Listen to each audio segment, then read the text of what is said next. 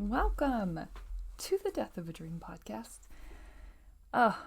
It's just like such a beautiful journey to however you found this, however I found this, like the ever long play out of what this is and what this proves, I think, is probably the most exciting part. And I can't stress enough that this is a journey of growth, of showing up and wanting more, but not understanding how to do that, and seeking and learning and growing, until you get to a better place. And that's my biggest hope for all of you, that you don't stop at this podcast, but that this podcast is merely a catalyst to wherever it is you end up. And don't stop here. This is not going to be enough. This podcast is meant to just serve and walk alongside you and keep you questioning, and it may never be in the right place where you are, and you are welcome to go and find something that serves you better, because 1, you deserve it, and 2, it is out there. There is something that is built to serve you with right where you are. And if you're not finding it, by all means, build it. Build it. Build it. This podcast inevitably was built around that idea. I don't feel like where I'm from is being represented. I don't feel like this moment I'm in is being represented. This not wanting to settle for fine for the rest of my life. I don't feel like this exact place is being represented. I don't feel like my financial stature is being represented when it comes to overcoming something and making a life that you want. All those reasons that I couldn't find it. And so we built our own version, right? We found a way to make it. And so sometimes when you can't find what you're looking for, that is a signal that maybe you need to build it. And you're going to have to sit with that for a while. And yes, it will probably be a good amount of time before you finally feel like you should and you can, but you absolutely can and you absolutely should. And so today, just realize how amazing it is that you're even here. Realize how amazing it is, and not even that you're here, but that you could sit back and say, this is where I am, and I want more, and I'm going to keep pushing and finding that, whatever that means for you. I think that's the most beautiful part.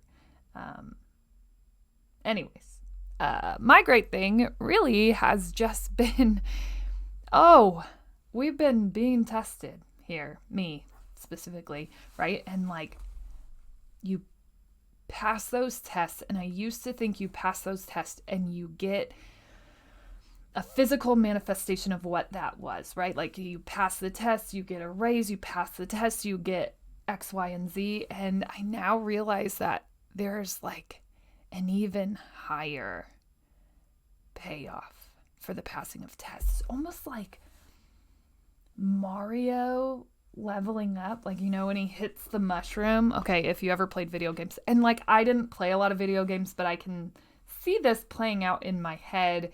We didn't ever get video games in my house, but my neighbor had a Nintendo, and so did one of my cousins, but I don't remember playing Mario there. But my neighbor had it, and I didn't ever get to play it. But I remember watching her brother play Mario, and I remember when they'd hit the mushroom and Mario would grow.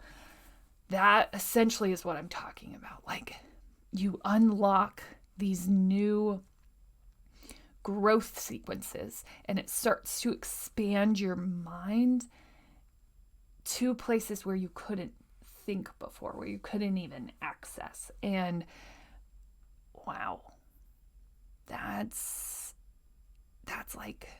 next level spiritual growth, to which I can't even quite put words around. I've been painting and drawing what that looks like just to try to conceptualize it somehow in my mind and express it. But what I can say here is your willingness to continue pushing for your own growth will lead you there.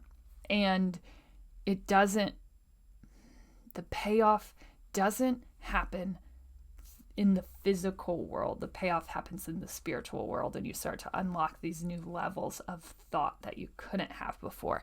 And so that's my great thing. Like, I know, no question, that I passed the test, and I had been talking about the word credence, and I had been talking about how that's our direction for this year, and there definitely still was a block, and I was crossing over, like going back and forth of having to talk myself out of not believing.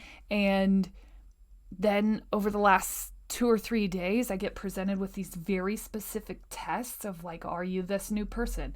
Are you credence? Do you really believe? And last night, I had this experience that was just like, you passed. You passed. And here you go.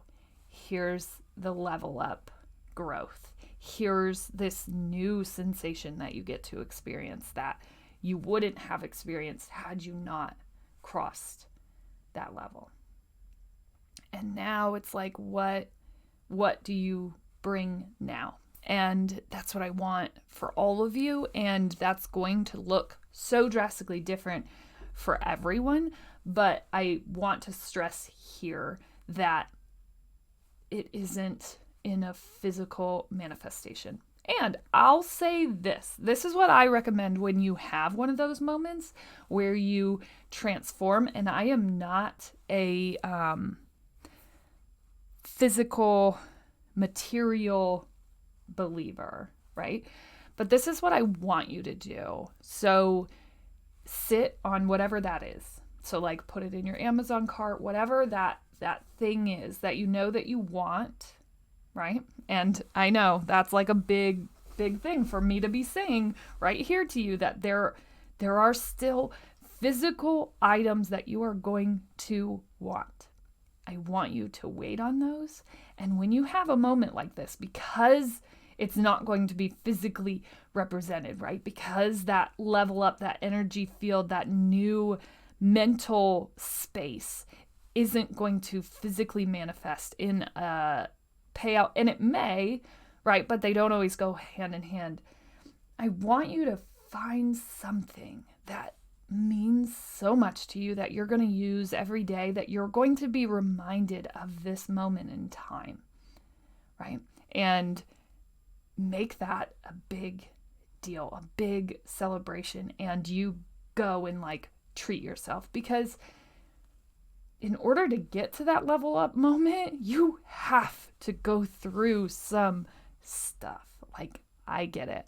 And so I'm not a big treat yourself, go do it person, but this is where I give the pass. And like, I want it to be something, A, that you're going to see every day, that's going to be a reminder for you, and B, that you have like been craving for a while, that you finally give yourself permission to go do that. So I don't know what that looks like for you, but I want you to reward yourself for those spiritual level ups. And the funny thing is, you know, for me, it used to be just these big, huge things. And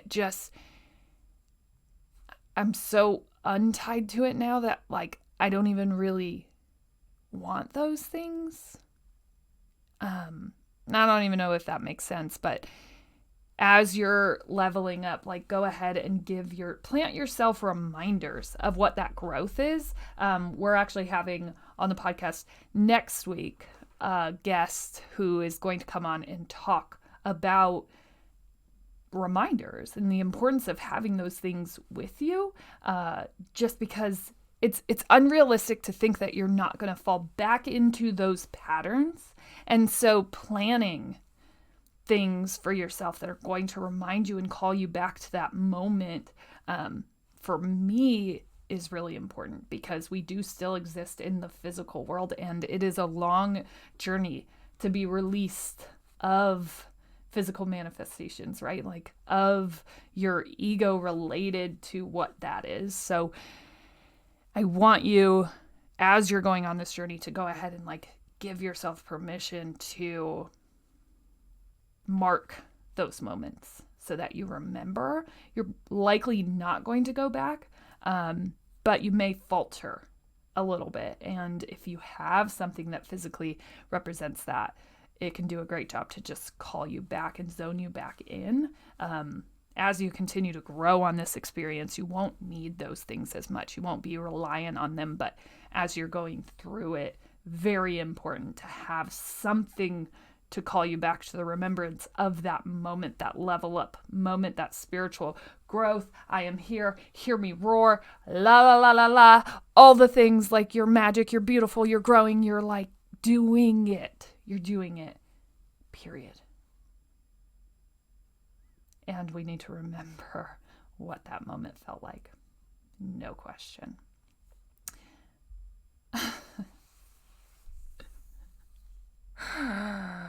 Oh, I just, the world is a beautiful place. And I don't know that I was convinced of that my whole life. Okay. So that's my great thing. Like, level up moment. Hey, yo.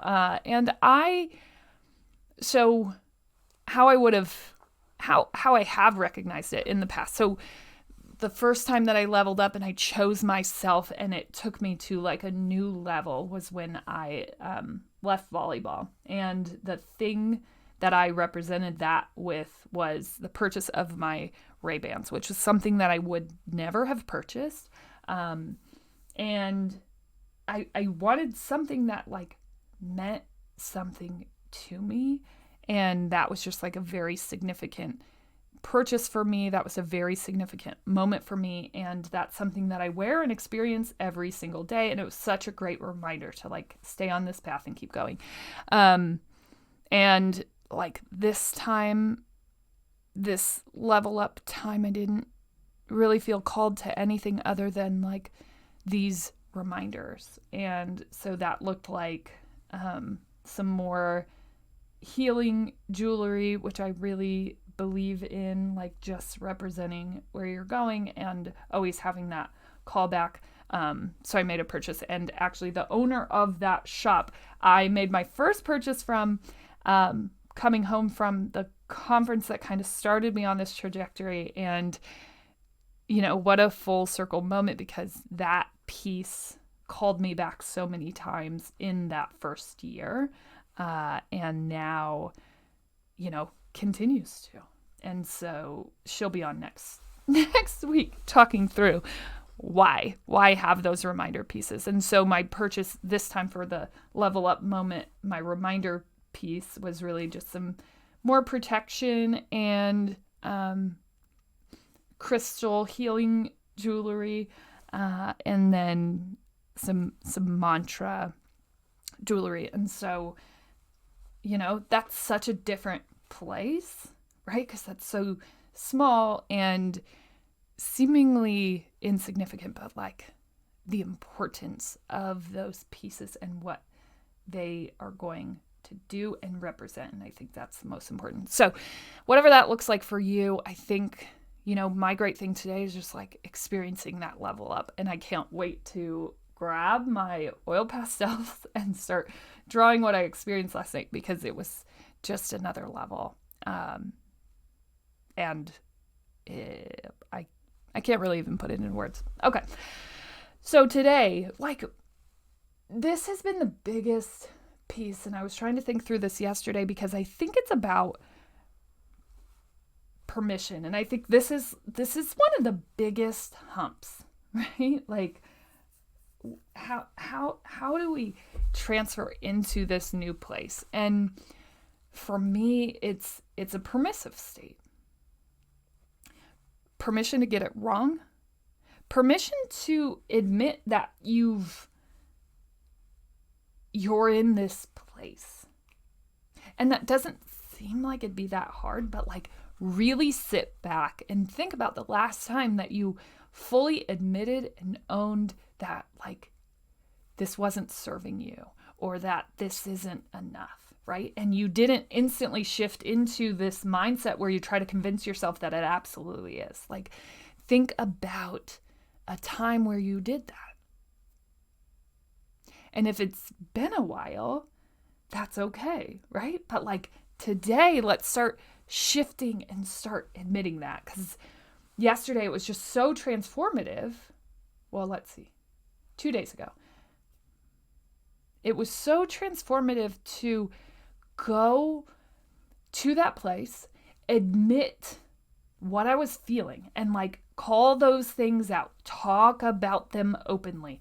I'm feeling angry. I'm feeling X, Y, and Z. And as soon as I gave those things a name, and it's so funny because my 7-year-old, bless her teacher, for goodness sakes, and the school and the curriculum, but like my 7-year-old talks about doing that. Like, let's name it, and I have to continue to coach her on that, but like she's coaching me at the same time, right?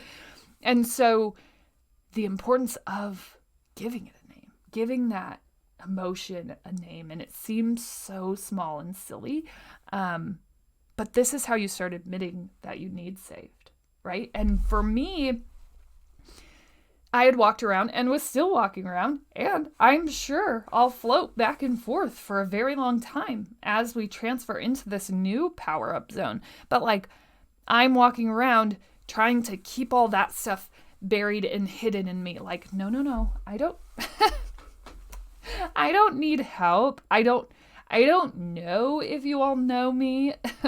You should.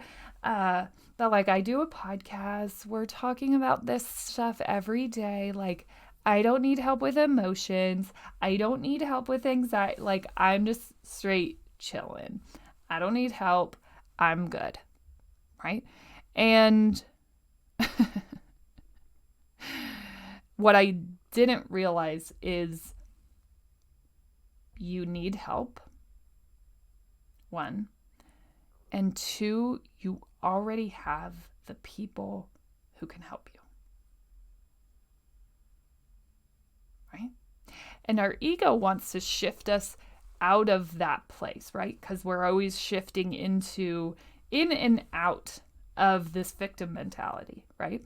And for me, talking and naming those things, and even just owning that I was being a victim is a major shift. But even just owning the fact that I don't and have never thought that I already had that network, right? That I already have those people. And this is the most transformative part of all of this. The second that you start admitting that you need saved, people can start saving you, and you won't really know that you have those people in your circle until you start tapping into them, right? And so this is what it has looked like in my life.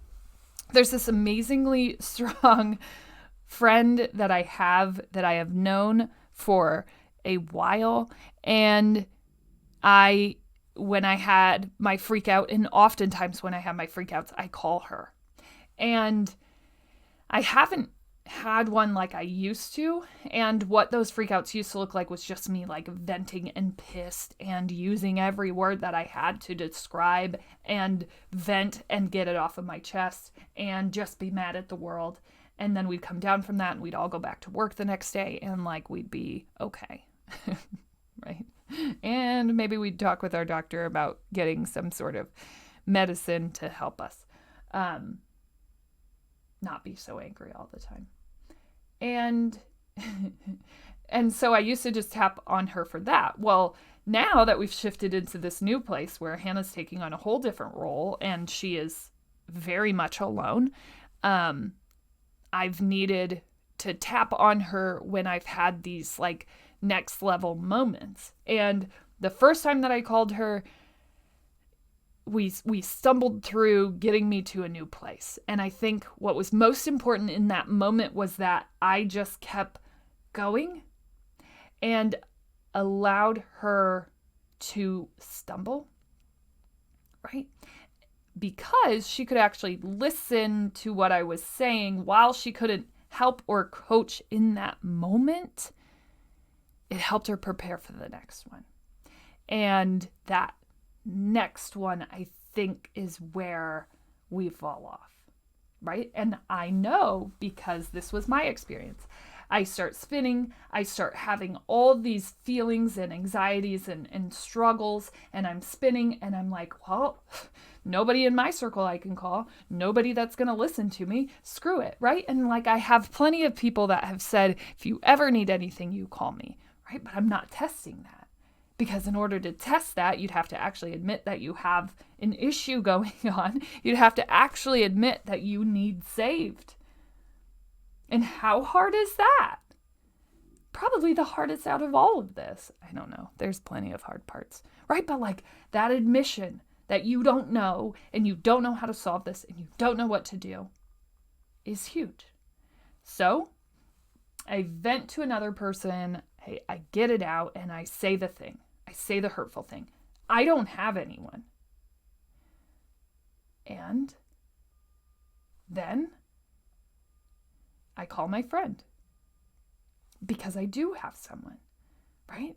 I'm just not willing to continue testing it. It didn't go great the first time. How is she going to be better this time? How is she going to know? It didn't work last time. And I called her, and the first part sounded a whole lot like the last part. And then she had to go or something, and then she called back, and the second part was on fire, right? Shifted me instantly. But I had to be willing to go back again to understand that part of the build of your network, of these people who are already around you, already right here for you, part of that is you raising your vibration in order for them to raise theirs, right? Like if you're not willing to do the work, if you're not willing, like someone has to take that first step. And the beautiful thing is collectively, your energy starts to rise. And don't be afraid if you're the first one to take that step and everybody runs from you at first, because it's probably going to happen. And that's not a running because you're doing wrong or you're doing bad. They're running and retreating to figure out how they're going to match you, how they're going to rise their own frequency so that you can continue being together. They want to be with you. They absolutely do. And some of them who run and never come back, right? No matter how much you test and try to get them back, they're on their own journey. And that's why you don't have to be worried about who's not for you, about who doesn't love you right now. They may just be trying to match your frequency, period. And if they keep a pulse on you, that just means that they're trying to figure out how they do the same. And your journey is going to look so drastically different to get there that you can't really probably run together through this. And that's okay. You'll meet back up if you're supposed to. And so that, right? That our ego tells us, no, I need all these people. And for me, it looked like, okay, well, I don't have the people and I'm not going to grow these people because they keep running away from me. Like, come on, how am I supposed to grow them? Right? And so then you start looking for other things. You hire a coach that you don't know. You do all these things to try to get there faster. And the crazier thing is, I guarantee you already have all these people. I guarantee it. Someone in your group has to make a stand to start raising the collective energy of your group. And the moment that one person does that, everybody's going to run back and they're going to retreat and they're all going to start to collectively try to figure out how we raise that vibration. And you better watch out. Because the second that they start embracing that they have the power and had the power all along, all of you change your trajectory. Like, there is a reason that you see groups of women raising up and putting on conferences and like running the world. One person made a stand. One person decided that they were going to change their frequency, and she freaking ran. And everybody that was associated with her was meant to serve a purpose in her life just as much as she was meant to serve one in theirs, but all of them had to collectively raise together. And the very first step to understand and experience and grow all together, because there's really no worth in you growing all by yourself and running around and acting like you know everything and that you are meant to save everyone. Your saving everyone is a step for them to come back and save you. And you have to let go of this idea that you have it all figured out, because you don't. And as soon as you start letting that down, you start experiencing those feelings, you start understanding what your tendencies are, where you need to grow, who you need to do this work, right? And one of the biggest pieces is that you are going to continue to grow and develop those people around you. And you're going to start to unlock what they're supposed to do here, right? Like, sometimes you're just the first case study. Maybe you release them into this new world, or maybe they get there all on their own, and their pure intent and journey is meant to help you grow and understand a new piece of the puzzle. But our ego talks over that more than not. Oh, geez, Hanna, what a profound thing to say. How do you know that? Because my ego has long out-talked me, good people. And this new level up experience, I think, just kind of like was one of the final pieces of the puzzle, and there will always be different pieces. So to think that anything is finalized is a crazy thought, but this is one of the bigger pieces, for sure. And I don't know that I can fully describe it yet, but I will talk about the admission process, right? And the importance of admitting that you need saved. And I get that comes with a lot of vulnerability, and that's going to bring up a whole lot of issues. And what if someone sees you as a fraud because you finally have admitted that you need help? Oh no, what happens then? People help you. And you need it. It takes an army, right? And not just to raise children, to raise yourself. You think that you're so escaped from childhood and that you don't need an army to raise you up? You are wrong. Tap into every army that you have access to and tell them the full story, not the ego-protected story. I am feeling this.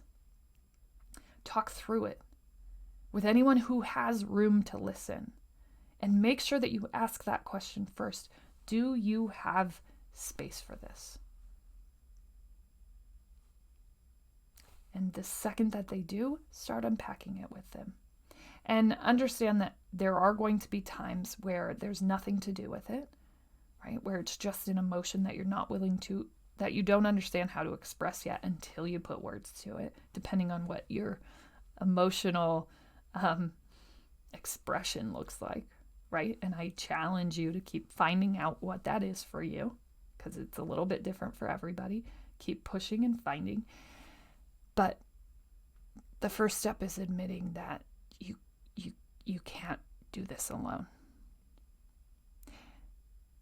Admitting that you need saved is an energy frequency shift all in of its own. And the second that you're willing to put those words to work is the second that you start healing from everything that's happened up to this point. You don't have to have it all figured out. That is a part of the process and the beauty of life. As always, you're smart, you're strong, you're beautiful. What are you going to do? Change the world.